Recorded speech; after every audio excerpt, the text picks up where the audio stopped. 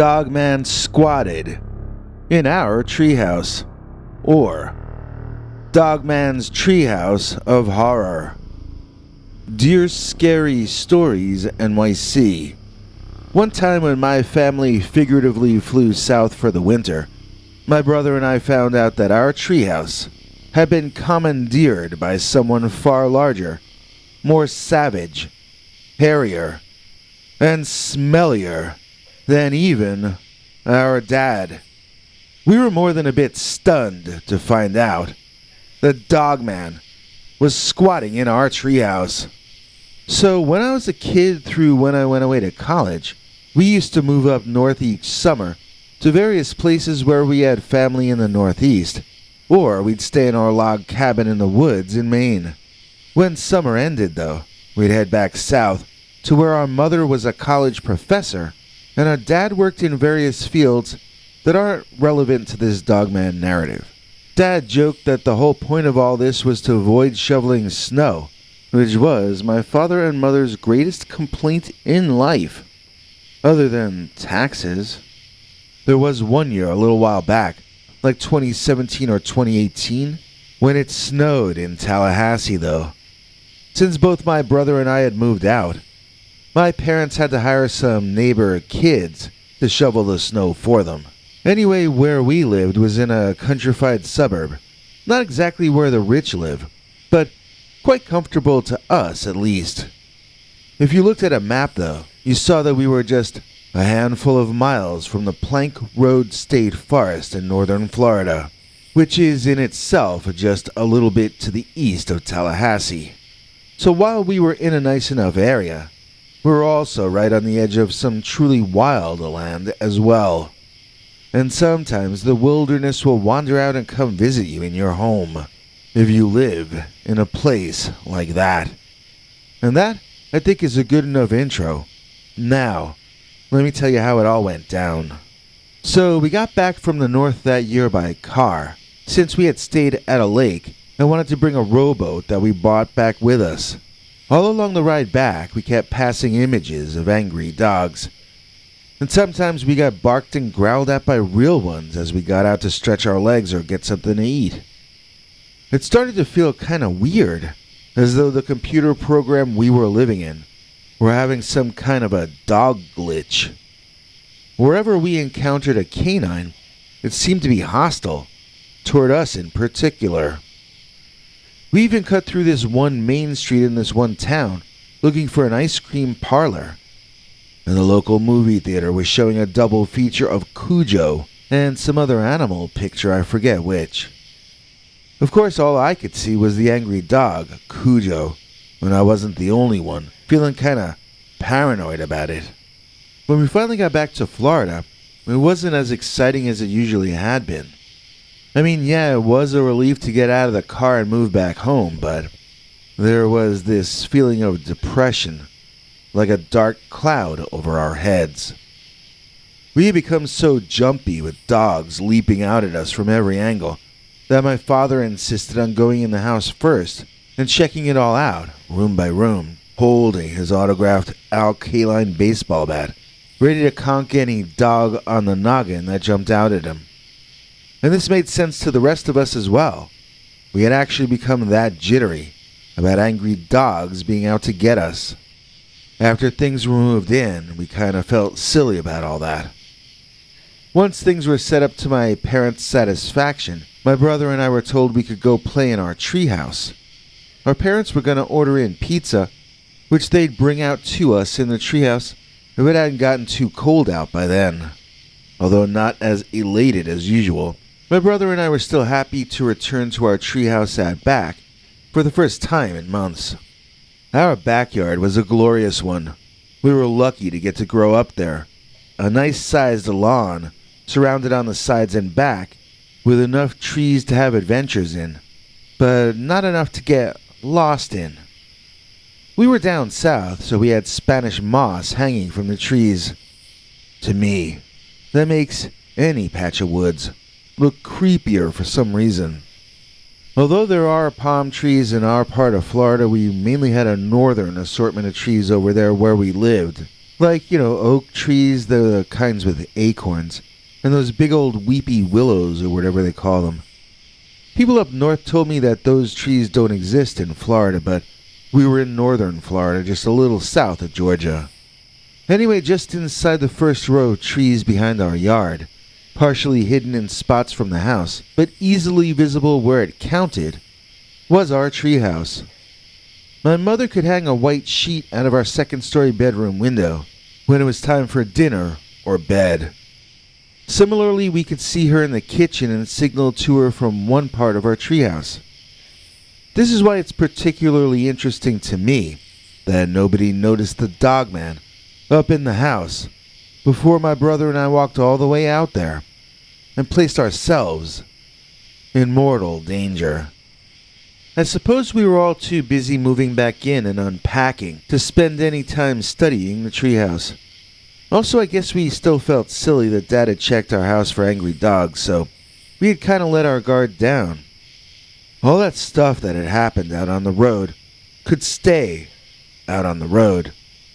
We were once again ensconced in our home, and we were already returning to a feeling that we were safe right where we were. When we climbed the ladder to the treehouse, I always went first. I was the older brother, so that was my right and my job.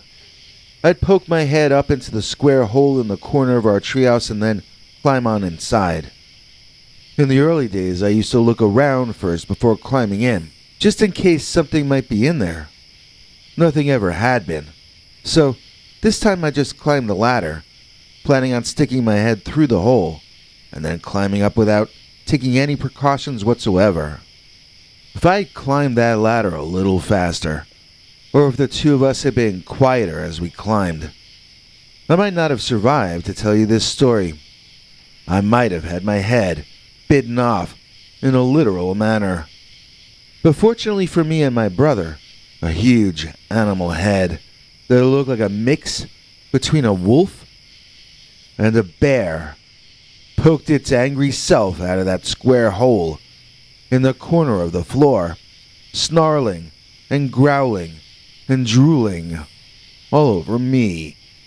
I literally let go of the ladder. That's how surprised I was. And my butt slammed hard into my brother, sending both of us crashing to the ground. Even though I landed on him, somehow I ended up being the only one who got winded. I remember getting up and staggering home as I was still trying to wheeze some air back into my lungs. Behind me, some kind of animal from out of prehistory was climbing down head first out of our treehouse. It climbed down as if defying gravity somehow, and then crawled forward onto the grass. I kept glancing back as I ran inside, and I saw it pursuing us as one might expect a dog to do. Even down on all fours, it looked like it could bite me in the neck without having to reach up. I want to say that it looked like a giant wolf, but if I were to be more precise, I would have to say that it looked more like a giant wolf than anything else I might compare it to. I mean, this was not the head of an ordinary wolf. This looked like some kind of a horror movie version of a canine. Not a real canine that nature would produce. The face seemed prehistoric or primeval. The illustrations you use of your gray Dogman in your thumbnails, they really aren't all that far off from what we were looking at, crawling after us.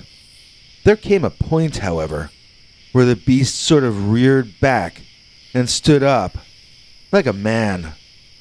At that point, it became much taller than it had been, and both my brother and I grew that much more frightened. We didn't faint, though. The fear of that Dogman lit a fire under us, and we went screeching back into the house like the Roadrunner in an old cartoon show. As we tumbled inside screaming, our parents came to the back window to see the beast for themselves. It had been lumbering after us using a mainly two-legged walk, but when it saw both my father and mother, instead of me and my brother, it pulled up and halted its movements toward our home. For some reason, the Dogman didn't want to mess with Dad and Mom. He only wanted their tasty-looking offspring. So our dad cleaned the treehouse out before we were allowed back in. Apparently, it had both a bunch of Dogman kills of small animal prey, but also the Dogman's scat all over the floor. These days, I bet that poo he threw out would be worth more than our house if we auctioned it off. Maybe not, but you would get to see what the Dogman eats if you studied it. And maybe you might get some good DNA samples out of there if you're lucky. That Halloween, we had a haunted backyard tour for our neighbors and friends. And we hung a sign on the treehouse labeling it the House of Dogman. Then when people climbed the ladder, they'd be attacked by the Dogman. It was actually my little brother up there wearing a mask. The kid would scream, then they'd get free candy, and the next kid would be sent up and scared with our fake Dogman. In retrospect, it's kind of weird how fast we went from being upset about all this to celebrating it as a sort of family tradition, inviting the neighbors in to look at the parts of the wooden floor stained brown by the magical poo of the legendary Dogman, him or herself. When the rain started to wash it away, we restained it with brown food coloring. I guess it's only natural to make jokes about something that scares you. It gives you a sense of relief after you survive something that you almost didn't. Anyway, please feel free to share this story on your show, but please leave my name and town out of the narration. We're usually honest if people ask us about that Dogman experience years back, but we don't like to go out of our way to advertise that it happened to us for obvious reasons. Maybe if my brother and I live to be old enough to retire and we have nothing left to lose, then we'll attach our names publicly to this story. In the meantime, this is about all I'm willing to divulge about the time. Dogman squatted in our treehouse. Dogman in the rearview mirror. Dear Scary Stories NYC, I like that you talk on your channel about how fast the Dogman can run and how he seems to have a thing about chasing cars. That exact thing happened to me on a mild winter night one time in Wisconsin.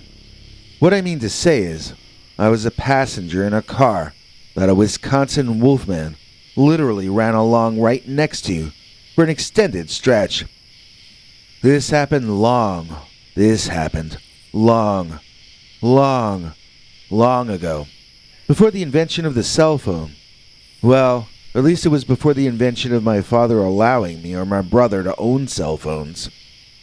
It was Christmas vacation in Wisconsin Rapids, and our cousins were staying over for the holidays.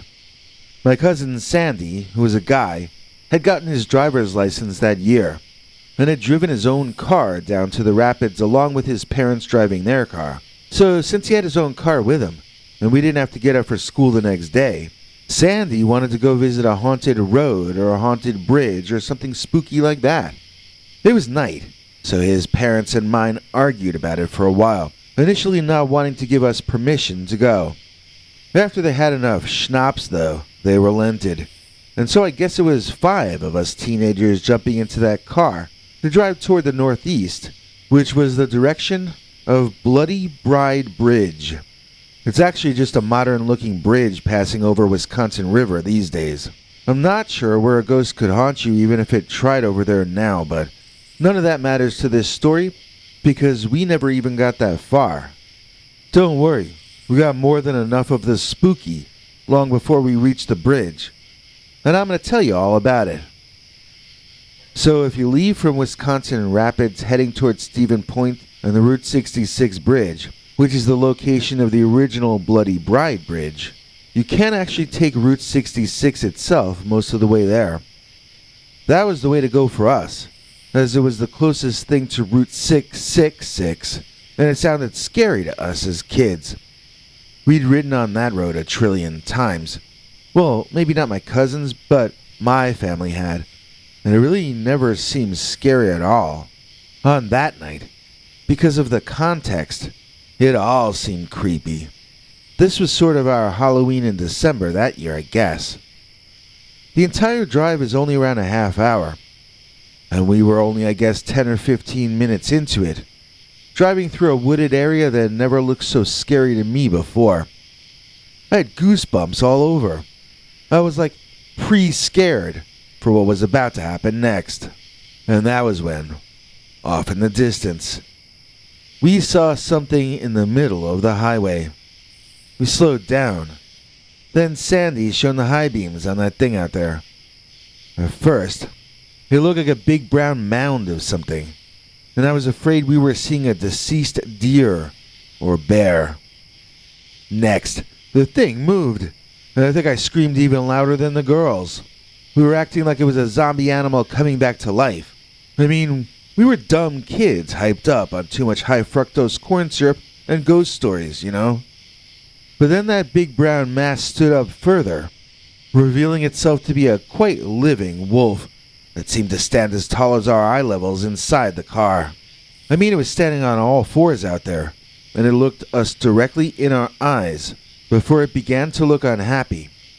Then it bared its teeth, its ears, went straight back, and then it did this thing that didn't even look real while I was watching him do it. He sort of just stood straight up on his hind legs, more than doubling his height, and bringing his head so far up into the sky that I could no longer see his face from my seat in the back of the car. What I could see from my point of view was that big dog thing taking a step forward toward us. And one step from something that large is like 3 or 4 or 5 normal-sized steps, if you think about it. So we were all freaking out and screaming at Sandy to drive. He put the car in gear and screeched and swerved us around and past the beast, back on our way toward the Bloody Bride Bridge. We loudly thanked and congratulated Sandy, celebrating that we had escaped that weird, giant canine back there. But my brother, who was sitting in the passenger seat up front, saw it first, in the right side rearview mirror. The dog was not done with us yet. It was running after us on its hind legs. And what's more, it was catching up. This time Sandy was the one screaming louder than the girls. He slammed on the gas pedal, taking us well above the speed limit. We could still see the Dogman behind us, although we seemed now to be outpacing him. Then, the Dogman dropped to all fours, and his speed began to increase. Soon he was closing the distance between us, and Sandy increased our speed in turn. That was when we heard the siren, which Sandy was too afraid to stop for.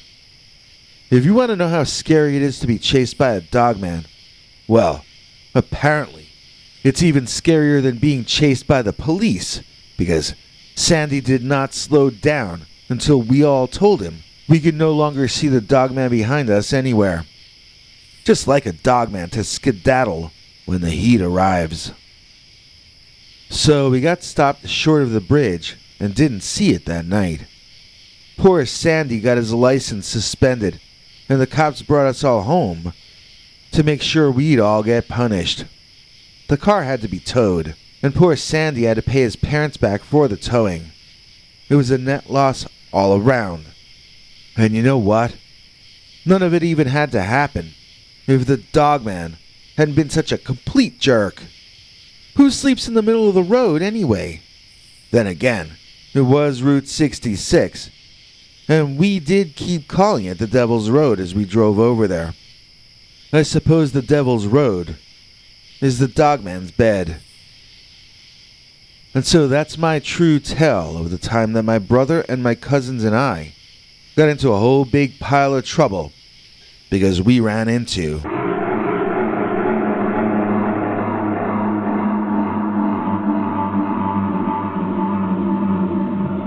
Dogman. in the rearview mirror. Have we ever done this? Can't remember when, but today our EP's Chris Nihis again. He joined our channel members yesterday, and now he's a PayPal member today. Since he made an upgrade, he gets more stuff. Now here comes Henry. We'll explain enough. Hank? Thanks, Biggie.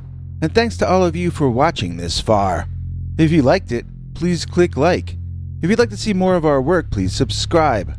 And also click that bell icon if you'd like to be notified when we put out a new episode. To become an executive producer, you can donate to us through the thanks button under each of our videos or through our paypal.me/PeterBernard209 page.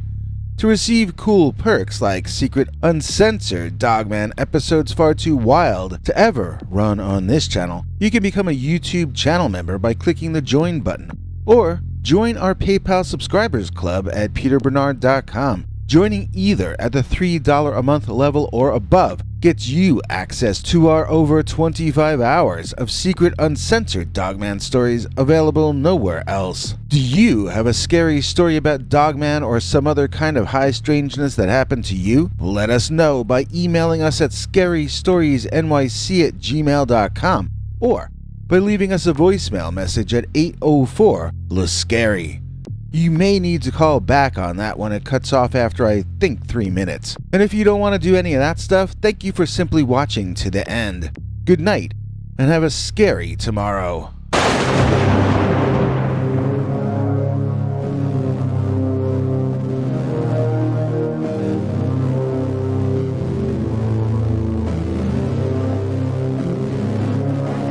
Come back for more scary stories.